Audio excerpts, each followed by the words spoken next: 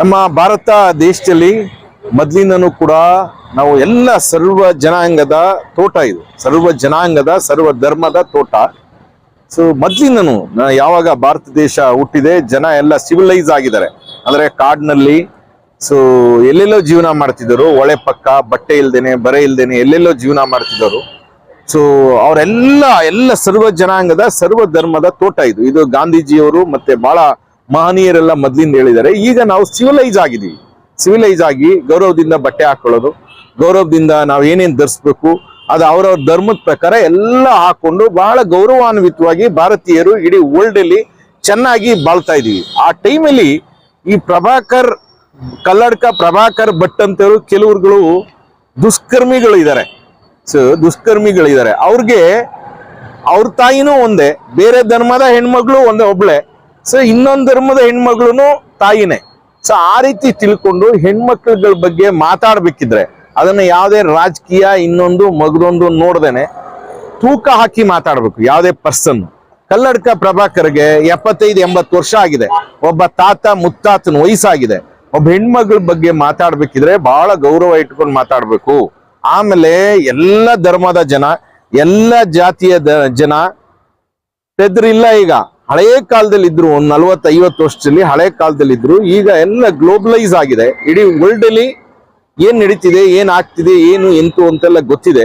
So ಅದರಲ್ಲಿ social media, ಇನ್ನೊಂದು mobile, India is progressing country. So ಹಾಗಾಗಿ ಪ್ರತಿ ಜಾತಿ ಧರ್ಮ ಜನಾಂಗಗಳಿಗೆ ಸೊ ಯಾರು ಏನ್ ಹೇಳಿದ್ರು ಕೂಡ ನಾನು ಹೇಳಿ ಇನ್ನೊಬ್ರು ಹೇಳಿ ಕೇಳೋದಿಲ್ಲ. ಸೊ ಹಾಗಾಗಿ ಕಲ್ಲಡ್ಕ ಪ್ರಭಾಕರ್ ಅವರು ಬಹಳ ಗೌರವಾನ್ವಿತವಾಗಿ ಮಾತಾಡ್ಬೇಕು. ಅವರು ಅಷ್ಟೊಂದು ಅವ್ರ ವಯಸ್ಸಿಗೆ ಮರ್ಯಾದೆ ಇರಬೇಕು. ಸೊ ಅವರು ಒಂದು ಜಾತಿ ಧರ್ಮ ಇನ್ನೊಂದ್ರ ಬಗ್ಗೆ ಮಾತಾಡ್ಬೇಕಿದ್ರೆ ಬಹಳ ತೂಕ ಇರಬೇಕು. ಎಕ್ಸ್ಪೆಷಲಿ ಹೆಣ್ಮಕ್ಳ ಬಗ್ಗೆ ಮಾತಾಡ್ಬೇಕಿದ್ರೆ ಯಾವುದೇ ಧರ್ಮದ ಹೆಣ್ಮಕ್ಳಾಗ್ಲಿ ಗೌರವ ಇಟ್ಕೊಂಡು ಮಾತಾಡ್ಬೇಕು. ಅದು ಅವರ ಜಾತಿಗೆ ತರೋ ಅಂತ, ಅವರ ವಯಸ್ಸಿಗೆ ತರೋ ಅಂತ ಒಂದು ಇದಲ್ಲ, ಶೋಭೆ ಅಲ್ಲ. ಅವ್ರ ವಯಸ್ಸಿಗೆ ತರೋ ಅಂತ ಶೋಭೆ ಅಲ್ಲ. ಮತ್ತೆ ಅವರ ಒಂದು ಟೋಟಲ್ ಅವ್ರು ಏನಿದ್ದಾರೆ, ಅವರೊಂದು ಪಾರ್ಟಿ ಇದ್ದಾರೆ, ಆ ಪಾರ್ಟಿಗೂ ತರುವಂತ ಶೋಭೆ ಅಲ್ಲ.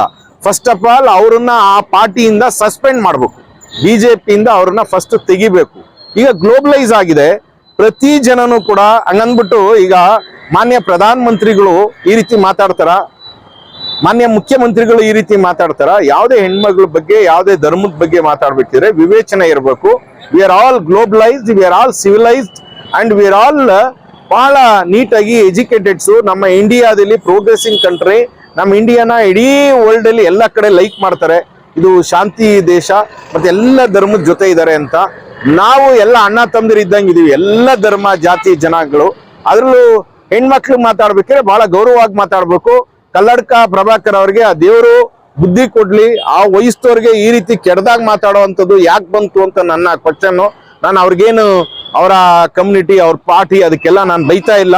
ಅವ್ರು ಯಾವತ್ತೂ ಕೂಡ ಮಾತಾಡ್ಬೇಕಿದ್ರೆ ಅವ್ರ ವಯಸ್ಸಿಗೆ ಬೆಲೆ ಇಟ್ಕೊಂಡು ಮಾತಾಡ್ಬೇಕು ಅಂತ ಕೇಳ್ಕೊಳ್ತೀನಿ. Thank you very much. J Ananda, Mysuru Kodagu Lok Sabha ಕ್ಷೇತ್ರ. Thank you very much.